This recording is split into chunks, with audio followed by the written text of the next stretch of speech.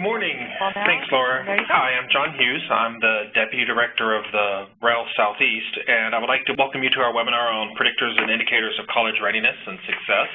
This webinar has been organized by the REL program and has presenters from 4 different RELs. For those of you who might not be familiar with us, there are 10 regional education laboratories in the country, otherwise known as RELs.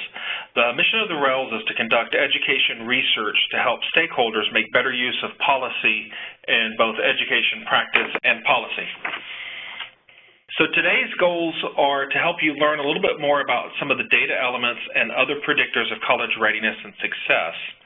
We'd like to provide you with some examples of how some jurisdictions have engaged in direct research to help better identify students who are not ready for college. Our agenda is divided up into sort of 5 parts. First, I'm going to talk a bit generally about how to develop a screening tool with an emphasis on improving the accuracy of placement for students who may go into developmental education or remedial education.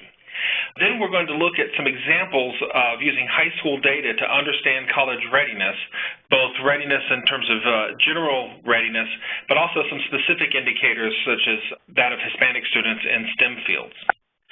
At the end of each section of the presentation, we're going to have time for 1 question, and then there'll be additional time at the very end for other questions.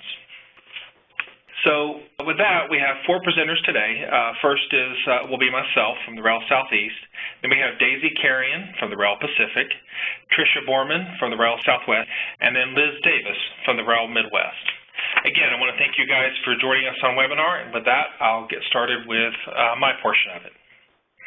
So today I'm going to present our guide for developing a college readiness screener. This guide was developed to help people think through some of the key decision points in establishing a definition of college readiness and then applying it to the question of placing students into the correct level of course, whether that's developmental education or a college credit-bearing course. As such, sort of the primary audience for this guide was people who work at colleges or universities or working with students who are in that transition phase, particularly people working with students and going through a placement decision process. Looking at our audience, at some of the folks that have signed in through the chat, it shows that a lot of you are from school districts. I think you'll still find the discussions of this helpful, particularly the part about thinking about the definition of readiness and the implications for how you define readiness on what it means for students as they move through into the college sequence. So the screener the guide that we developed has 7 different steps. We're going to go through each of them today, but really the focus is going to be on items 4 and item 7. So the first couple steps are really defining and measuring the definition of college readiness. So here we can see a fairly well thought out definition of college readiness. This comes from the National Forum on Education Statistics. But one of the things you'll notice about this, perhaps, is this is a narrative definition. It's not something that is directly measurable. In order to determine whether somebody actually meets this definition, you have to convert it into something that you can directly measure. So to use readiness as either a high school outcome or an indicator of student preparedness, we need to convert it into an operational measure. So here I've kind of put up a graphic to help you think through what that might look like.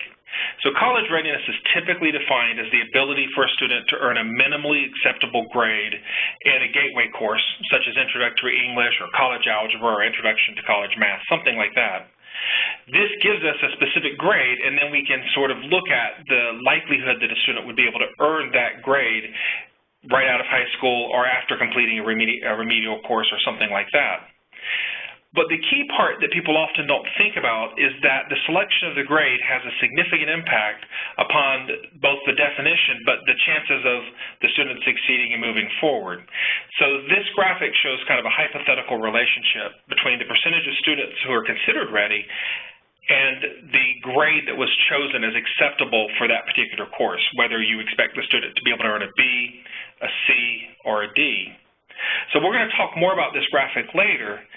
But intuitively, I think what you can see is that if you pick a grade of a B or higher as the expected grade or the definition of readiness, a student would have to earn a B in college algebra, for example, to be considered ready for college, then you're going to have a much lower percentage of people being considered ready and a much higher percentage being considered not ready. Conversely, if you look at it and say, well, our goal is for the student to be able to just pass the course, score a D or higher, you end up with a higher percentage who are ready and a lower percentage that are not ready. This will have significant implications as we talk about measurement error later on. So the next step, if we know what it means to be ready, is to actually be able to identify some predictors of what that readiness might be. At the college level, most of the time people use placement test scores. These have the advantage of being simple, relatively inexpensive, easy to support, and readily interpretable. But as I noted earlier, a lot of you are at the high school level, and so you might be thinking, well, what can we do at our level if we don't have access to those kinds of placement tests in order to identify students whether or not they're ready before they leave our system? So if you're interested in identifying students at risk of not being ready in high school, it makes sense then to start looking at things like high school grades. Some research has shown that high school data, things like high school GPA, grades in specific key courses, credit accumulation, that these can be as good a predictor as placement test scores, and in some cases perhaps better predictors. Several of our later presentations will actually explore some examples of using these very kinds of data elements and the results that they were able to achieve. So when you define readiness based on some kind of a prediction, when you say student A is predicted to be ready based upon a set of data at the high school level or even at the college level, then you're going to have some errors, right? You're going to have some students that you predict correctly, and you're going to have some students that you predict incorrectly. So one of the key things in thinking through this definition is figuring out how you're going to manage error. Errors are inevitable. There's nothing you can do to avoid them. You can simply try to minimize them. But what I would like to encourage people to think about today is that not all errors are equal. There are different types of errors, and so you need to consider the type that you're trying to minimize as you go through the process of determining what your definition of readiness is and how you're going to predict it. So in general, you can think of two different types of placement error. First is overplacement.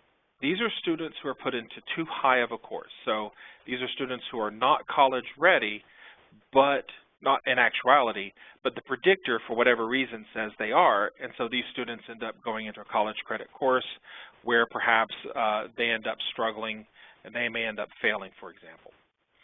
The reverse is somebody who was actually college ready, but was placed into remediation. So this is a student that in truth was ready for college, but the placement predictor said they weren't ready, so they were put into too low of a course.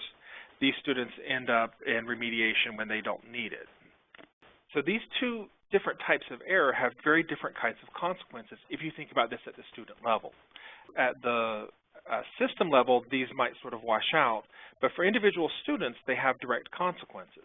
For a student that is overplaced, somebody put into a course that's too high for them, the potential negative consequence is that they take a course, pay for it, and then fail the course or get a lower grade than they should have. But for a student who is underplaced, you have a student who ends up spending a semester or whatever amount of time in a remedial or developmental course, spending money and time in a course that they end up not needing, and perhaps ending up discouraged.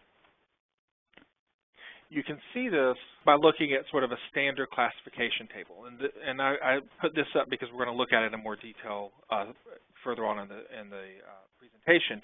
But what you can see is that in the A and the D corners, you have students who are correctly placed. That is, they weren't college ready and they were placed into remediation, or they were college ready and they were not placed into remediation. In the cells B and C, you see students who were incorrectly placed. Putting this back to the graphic that I showed a little bit earlier, you can see how these two things interact. So you have the accurately placed students in the blue upper right and in the blue lower left.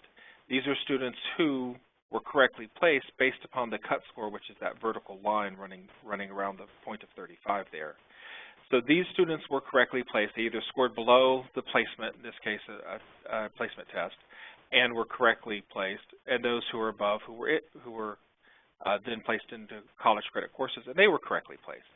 But in the gray sections, you see the two groups of students who were incorrectly placed, those who were overplaced and those who were underplaced, because the placement test did not accurately predict, in their case, what their ability was.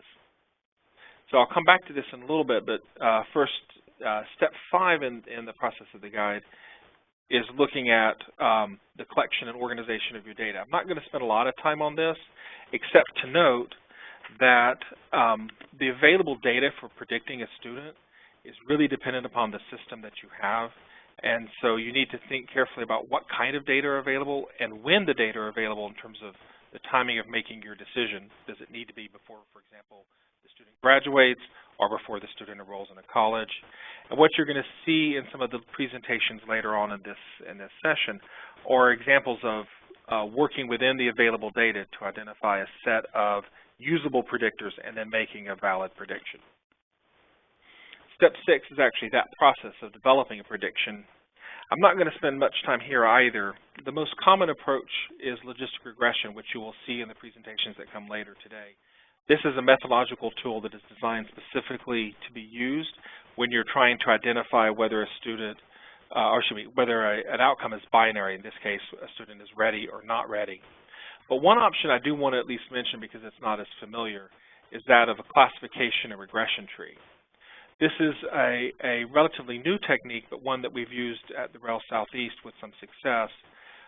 What this tool does is set up a series of sort of if-then statements that help you work through a student's record to determine whether or not they meet a certain criteria, in this case being college ready. So in this example, the first check is look at their high school GPA. And again, this is a hypothetical example. But you would look at the GPA and is it below 3.8? Well, if it's above 3.8, then you might say, oh, we know from the data that this student is college ready. If it's below 3.8, then you would go down to the next check, which would then be the placement test score. And then you would check that, and then if it's above 35, you say, oh, this student is college ready. And if it's below, you would say they're not college ready. The advantage to a card analysis is that it can be simpler for a practitioner to utilize, something like an advisor who's looking at a student's transcript or information. They would be able to sort of look at this and go through these series of checkboxes relatively quickly, as long as the number of sort of if-then nodes are not too large. So the final step then, after you've worked through all of this, is evaluating and selecting your final model. And here we come back to the question of trying to really understand or minimize the errors that are involved in your prediction. As noted earlier, you've got incorrectly placed students in cells B and C, and so I've highlighted them here. So these are students who the placement decision, whatever it was, the predictors, predicted them to be opposite of what they actually were in practice. The challenge here is that there's a direct interaction or a trade-off between under and over placement. If you change your target grade, you can increase the accuracy in one area, but you tend to decrease the accuracy in the other area. So the two types of error become trade-offs. They become a policy choice, and that's where this becomes critical, because as you set your definition and as you begin thinking through and applying it, if you don't think through the choice that you're making between which type of error you want to minimize, then you may end up not understanding the consequences of the placements that you're making. So I've taken two hypothetical examples and placed them side by side. So the graphic on the left defines readiness as the ability to earn a B or higher in a college credit course. So you'll see that the line there on the far left is B or higher, and that's where the curve is set. On the right, it uses a grade of a D or higher. So notice what happens to the gray sections in each of these. On the left-hand side, the errors for underplacement are smaller than they are for the right-hand side. Conversely, the errors for overplacement on the left are larger than they are for the right-hand side. So lowering the target grade, the minimally accepted grade, to a D increases the likelihood of a student being underplaced, but decreases the probability of them being overplaced. So as a policymaker, you have to think about, well, which of these is more meaningful in my institution or in my political context? Which is the one that I want to focus on? And then I may use that to help guide my decision about how to define readiness. The same kind of effect would happen if you thought about moving this cut score, the vertical line there, the line at 35, to the right or to the left. If you move it to the right, you're going to shrink the number that are overplaced, but increase the number that are underplaced. And if you move to the left, you're going to increase overplacements and decrease underplacements. So it's critical to think carefully through the choices you make because they have these kinds of direct impacts on the nature of the errors. And again, it's impossible to ultimately to avoid any kind of error because every placement prediction is going to have some level to some extent. So that would be then the key takeaway. All right, with that, I will look to see if there is a question, and if not, then we'll move on to the next slide. Let's see. So, John, it looks like there's one question from Wesley. It says, does GPA alone matter, or does the quality and level of coursework? For example, if B in calculus isn't weighted against an A in high school minimum math in your model. Do you want to respond to that quickly and then pass it on? Sure. So the research that's been done on that primarily has looked at GPA as just a simple composite and has not separated it out. In that case, GPA just by itself seemed to be as predictive or perhaps in some cases a better predictor of readiness than a placement test score, but they did not separate it out, although logically you would expect that to be the case. I think in a lot of situations that's just it's just a limitation of the research that they don't have detailed transcript data to actually check the quality and the strength of the individual courses that went into it. But some folks have done some things like looked at GPA within a broader subject, like just within math or just within English, and those also seem to be predictive. But no research that I'm aware of has weighted the courses that way. But logically, you would think that would make sense. It just hasn't been published that I know of. And so with that, I will turn it over to Daisy Carrion, who's going to talk about their work in the REL Pacific, where they actually used some of these high school data to understand college readiness in the Pacific. Thanks, John. Okay, so I'm going to be talking about some recent work coming out of REL Pacific on college and career readiness with the Northern Mariana Islands and American Samoa. Specifically, 3 upcoming studies that were done in collaboration with these research alliances in the Northern Mariana Islands and American Samoa, and how the design of these studies supported the collaboration between K through 12 public school systems and the local college there in the jurisdiction.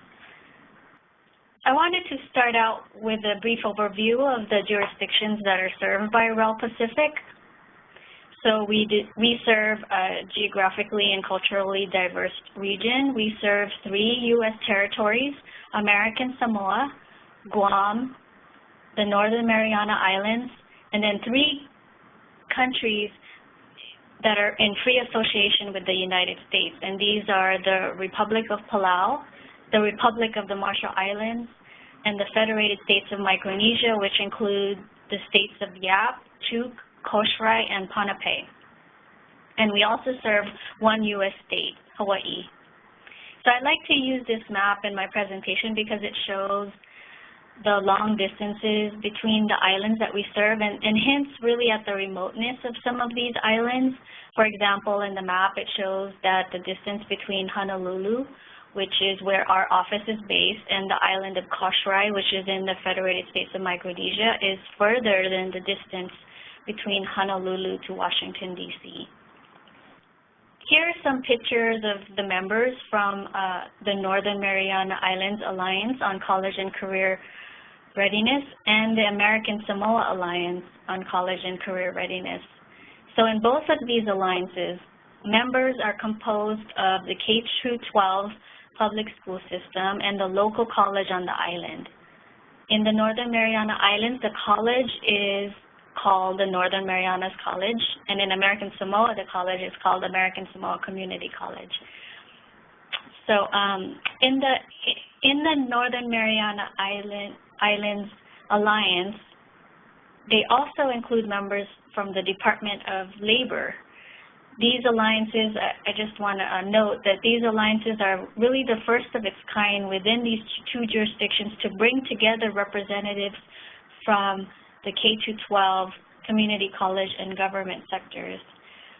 As such, the priority for these alliances and sort of the overarching galvanizing idea of these alliances has really become to support the collaboration among these sectors, the K-12 college and then K-12 and career systems. These alliances for the past couple of years have focused with REL Pacific on using research results, data, and evidence-based practices to guide policy and practice to really increase and better prepare their students for college and careers in both of these jurisdictions. Before I get to the studies, I'm going to talk about the sustained technical assistance projects that these jurisdictions have participated in with REL Pacific over the past couple of years.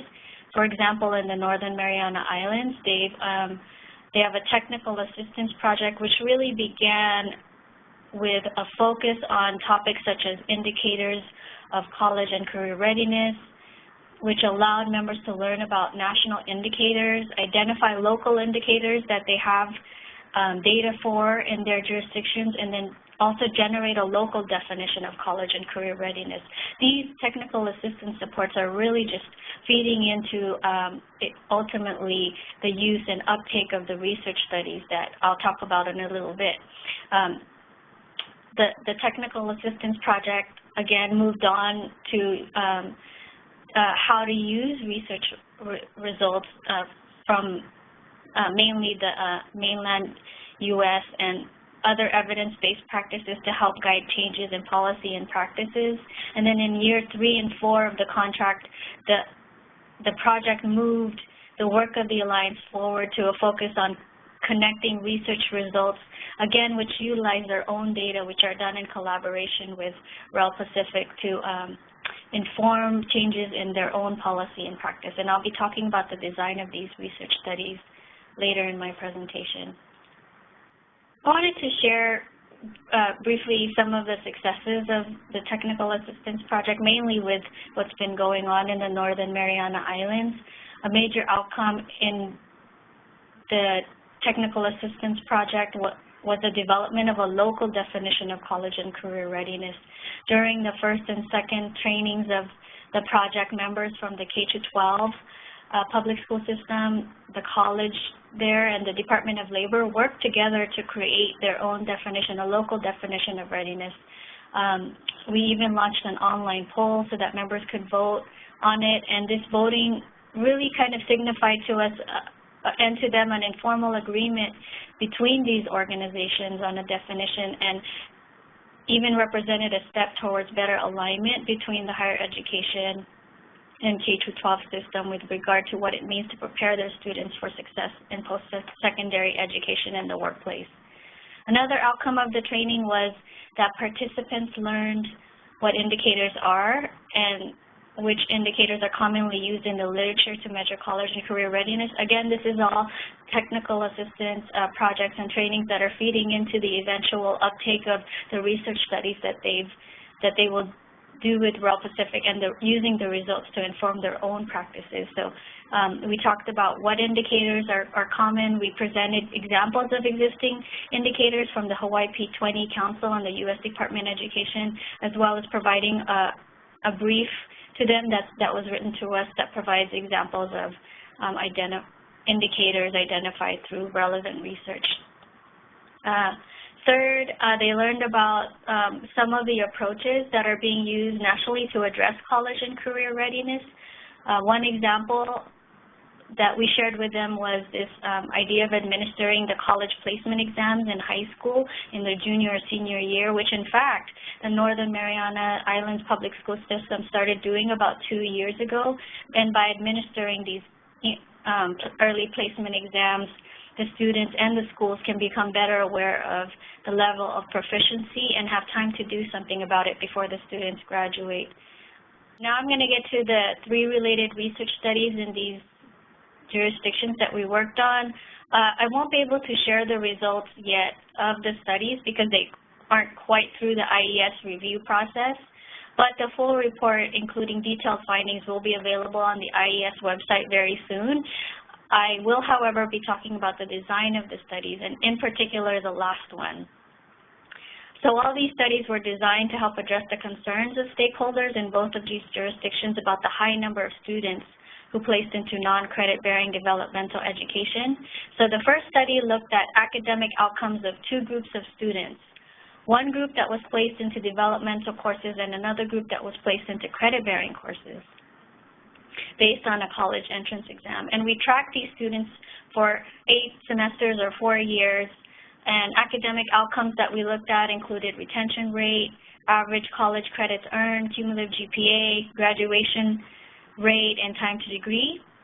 The next study, we developed a profile of high school graduating classes in American Samoa and the Northern Mariana Islands based on their available data. The study, for example, looked at which college and career readiness were available, and then using that information developed a profile of their graduating class. For example, we looked at the percent who took rigorous high school math courses, such as calculus, in their high school. Finally, the third study is a study that I'm going to be talking about more in depth about the design. It's a study that uses both high school data and college data in the Northern Mariana Islands to examine the readiness of high school graduates who enroll in college.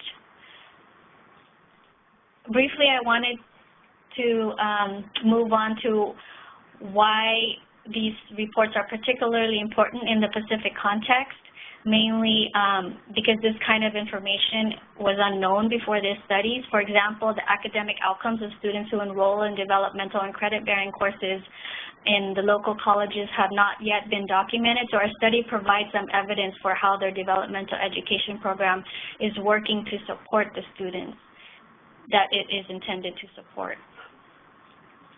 So this is the third study that was on that bulleted list that I showed earlier. I wanted to talk a little bit about the design. I wanted to just share with you that the dependent variable for this study was really placement into credit-bearing or developmental courses in English and math. It's only one indicator of college readiness. It's by no means the only one. This study moved further than that, though, and we developed a profile for each of the developmental courses. So for each level of developmental courses, for example, in math, students can place into one of 3 developmental courses, basic math, pre-algebra, or beginning algebra. We looked at the profile of students who ended up in those courses. For example, the average GPA. And then here are some of the variables that we used in our study. Academic preparation, for example, included whether or not a student enrolled in AP English or math courses, their cumulative GPA, grades in Algebra 2, highest math course taken, and then the SAT-10 performance. Okay, so here's my conclusion slide. Essentially, the design of these studies have really supported to what we refer to as alignment thinking in both American Samoa and the Northern Mariana Islands. Members of those alliances have now identified the alignment between K-12 and college and K-12 and careers as a critical strategy to promote better outcomes of high school graduates. Also, partly as a result of this work, what's happened in the Alliance is now all high school juniors in the public high schools in Northern Mariana Islands are now taking a college placement exams in order to help determine their readiness for courses, and there's preparation now in hopes that the Alliance can help co-design and co-implement a college transition course. Thank you for joining our presentation here. We really looked at the relationship between K-12 academic experiences and post-secondary success in the STEM disciplines, with a focus on identifying differences in K-12 academic experiences and post-secondary success, specifically for Hispanic and non-Hispanic students. And our work comes out of not the REL Midwest, but the REL Southwest. Just to give you a little context to our project, REL Southwest is in this red circle of states. We work with the Texas Hispanic STEM Research Alliance. The goal of this alliance is to improve STEM academic and career outcomes for Hispanic students in Texas.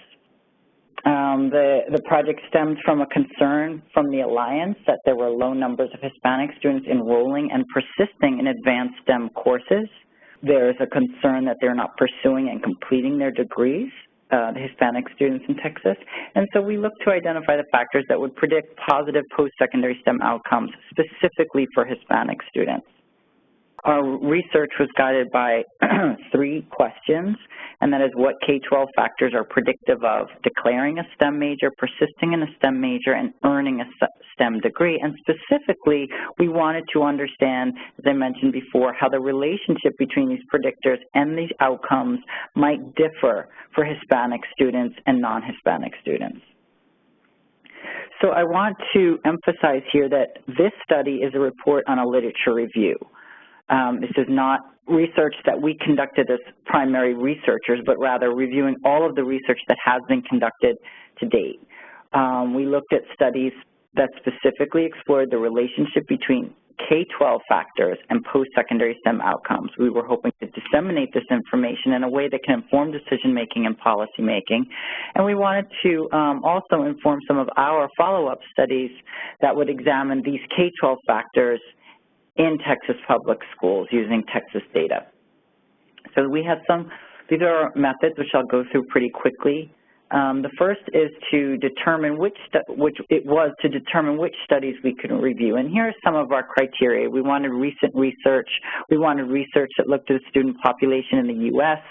And important is this last bullet here, that we only looked at research that included at least one factor of the K-12 education experience and at least one post-secondary STEM outcome, such as declaring a STEM major or persisting in a STEM major. So that's important to understand, that we didn't look at research that only tried to understand why students might be successful in a post-secondary STEM endeavor when they're in college.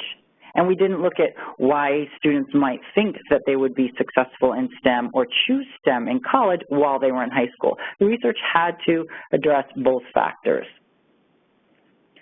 What that led to was a start of about 600 articles that led us to looking at only 23 studies.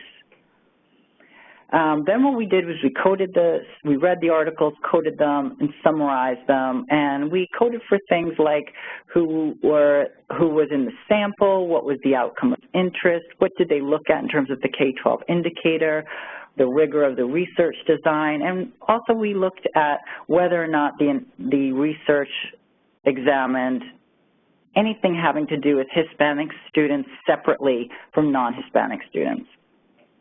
So this is an overview of our key findings. What we discovered was that not only were there only 23 studies that we could use, but 22 of the 23 studies were correlational in nature, which means we can't infer a cause and effect relationship between what happens at the K-12 experience level and the post-secondary STEM outcome level. Only 4 of these studies examined a predictor from the K-12 academic experience and post-secondary STEM outcomes specifically for Hispanic students. And overall, we summarized our findings with these 3 significant indicators: advanced course taking, measures of K-12 achievement, and interest in STEM. And now I'm going to go over each of those a little bit more in depth. So, measures of advanced course taking. This one, what we found is what a lot of people already know, and that the greater the number of advanced STEM courses a student takes, the higher the likelihood of post-secondary STEM success. But looking at the number of courses that a student takes doesn't really tell the whole story. When we look at the number of courses a student takes, we see that it's not an equally good predictor for Hispanic and white students. In fact, the number of advanced STEM courses a student takes has been shown to be a strong predictor only for white students and not for Hispanic students. So other measures of advanced course taking, other measures of academic K-12 achievement were also shown to be correlated with post-secondary STEM success. GPA, class rank, SAT, ACT scores, and other high school math and science standardized achievement measures were predictive or related to post-secondary STEM achievement. An important finding, a sub-finding that we discovered in this literature review, and I think was asked a little bit earlier, was about grades. Grades are less predictive of STEM outcomes, specifically for minority students when looking at post-secondary STEM success. And again, this is one of the cases where we can't separate our findings out for Hispanic and non-Hispanic students, but rather have to explain them in terms of a minority versus non-minority student finding. So we also found some literature that did research on looking at the interest in STEM, and we found that interest in STEM, even as young as middle school, such as enjoyment in math, positive perceptions of math abilities or science abilities, significantly relate to post-secondary STEM pursuits. An important sub-finding here to this literature review is that despite similarly positive dispositions towards math and science, women and Hispanic students persist in STEM at lower rates than do males and non-Hispanic students. So there are, I'm sure, many implications that one could infer from this literature review. A few we mention here is one, to increase enrollment in high-level math and science courses, to ensure that the rigor and quality in those high-level courses is maintained, and not just to think that or rely on the number of courses a student takes, because we found that it's more predictive when the course, more predictive of post-secondary STEM success when the courses are in fact of high quality and high rigor. Another might be to focus on how we can turn youth interest in STEM into college STEM pursuits, degree success, and further enjoyment in the STEM fields. Finally, because we found so little evidence on research around Hispanic student STEM success, we proposed to focus more research on Hispanic student STEM success. Thank you. All right, so today I'm going to talk about our work at REL Midwest, predicting early college success using state data in Indiana. So the REL Midwest is operated by American Institutes for Research, and we cover these 7 states that are circled. We have 8 research alliances that drive the work in specific content areas, including college and career readiness and success. So over the last few decades, college enrollment has gone up, but a lot of students who enroll really never finish their degree. So the goals of the Alliance are to foster evidence-based policies and programs that support college access, college completion, and workforce success. And they're guided by these 2 questions. What predicts being on track for college and career success, and what interventions are effective in increasing college success? Okay, so why is this so important? This graph is from the Bureau of Labor Statistics. Along the x-axis, from left to right, we have education level, and along the y-axis in the green is the unemployment rate, and in the blue is the median weekly earnings for each level of education. So this shows a very clear association where those with higher levels of educational attainment make more money, and they're less likely to be unemployed on average. Additionally, jobs that require only a high school diploma are disappearing. So this graph shows that the percentage of the U.S. workforce with a high school diploma or less, shaded in the green shades, has been diminishing over the last 40 years, and this trend is really expected to continue. So because of this changing landscape of the U.S. workforce and the disconnect between enrolling and completing college, post-secondary reform has really become a major priority, and most states have put forth major efforts towards increasing college and career readiness among their students. So specifically in Indiana, they've taken several steps to increase post-secondary success. For example, the College Preparation and Curriculum Act was passed in 2006. This mandated that every high school had to have at least 2 AP courses and 2 dual credit courses available to all students. They put forth new graduation requirements called the Core 40. These are both in an effort to increase the rigor of the high school curriculum. And the universities are on board with this as well. All the public four-year colleges in Indiana now require a Core 40 high school diploma. Indiana also participates in the American Diploma Project with the goal of raising expectations and achievements and aligning standards with college and workforce expectations. For this study, REL Midwest partnered with the Commission for Higher Ed in Indiana, who wanted to better identify students who are likely to succeed in college using readily available academic, behavioral, and demographic data that are already collected by the state. Then high schools could use that data or their data to identify and target resources to provide additional support to students who might be at risk of struggling in college. And then the logic of this approach is really similar to an RTI model.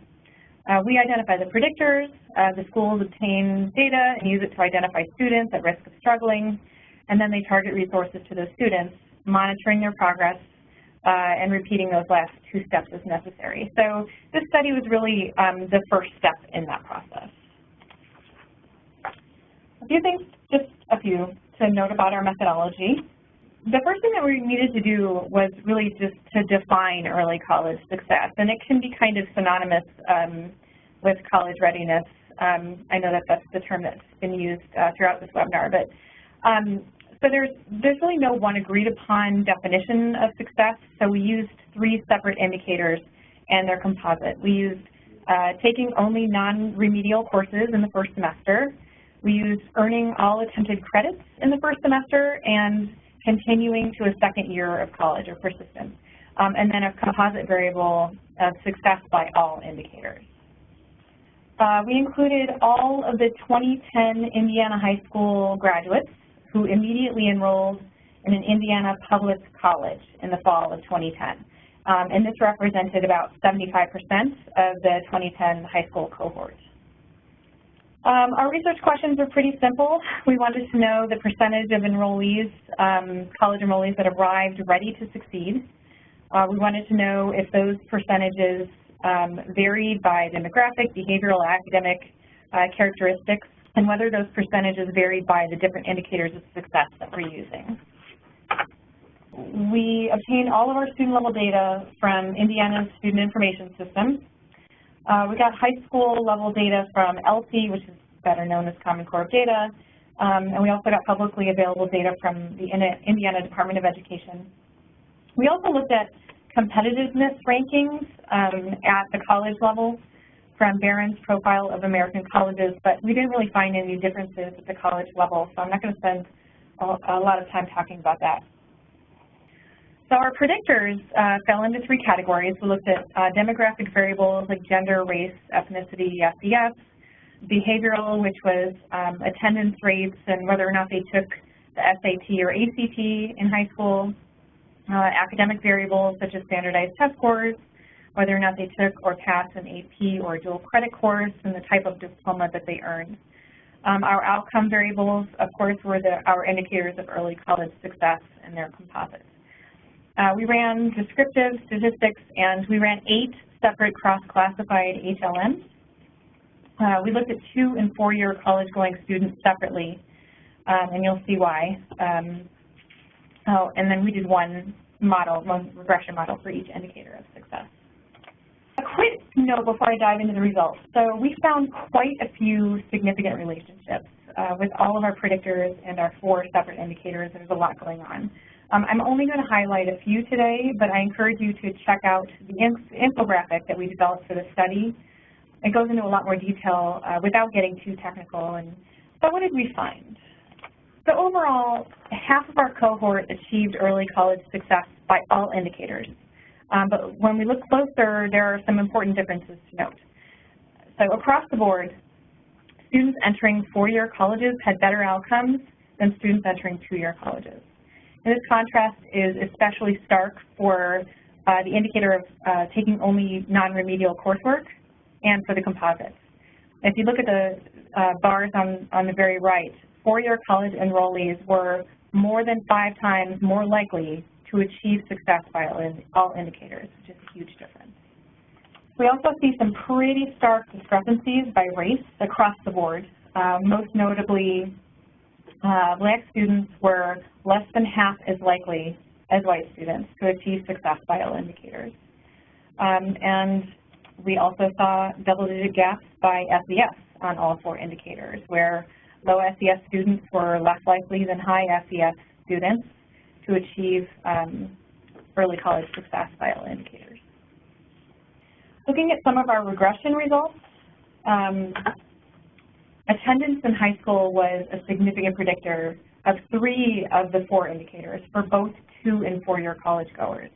That is earning all credits in the first semester, persisting to a second year in the composite. And what this chart shows is, let's look at the far left bar, credits, earning all attempted credits, and this is among 2-year college goers. So for those who were absent, this is compared with, comparison category is absent less than 15 days, so those students who had the least amount of absences during high school. So for those who were absent 15 to 30 days during all 4 years of high school, which is shaded in black, their likelihood of completing all attempted credits in the first semester is about 10 percentage points lower than students who had the least amount of absences after controlling for other variables. And then among those who were absent 31 days or more or had the most absences during high school, which is shaded in blue, we tack on an extra 8 percentage points. So really their likelihood of completing all attempted credits is about 18 percentage points lower than those who were absent less than 15 days, which is a pretty big difference. There were a lot of significant academic predictors, so now I'm just going to highlight a few. We calculated a composite standardized test score from grade 10 math and reading on the ISTEP Plus, which is the standardized test in Indiana. And we centered it so we could look at standard deviations from the mean. And this variable, this composite variable, significantly predicts all 4 indicators of success with an especially strong relationship between test scores and enrolling in only non-remedial coursework, which is the orange line that you see on the graph. And this is just among our 2-year college goers. So among our 4-year college goers, taking an AP class, not necessarily passing one, significantly predicted all indicators. So looking at the far right bar, the composite indicator, I'll give you an example here. So it's the same type of chart here as the attendance data. After we control for other variables, students who took an AP exam and did not pass it were about 11 percentage points more likely than those who didn't take an AP exam or didn't take an AP class, basically, to achieve success by all indicators. For those who did pass an AP exam, the difference goes up another 5 percentage points, which comes out to about 16.5 or 17 percentage points more likely to achieve success by all indicators than those who never took an AP exam in the first place. Despite all of these significant relationships, the predictors and the covariates that we included in all of our regression models only explain between 7 and 35% of the variance in these outcomes.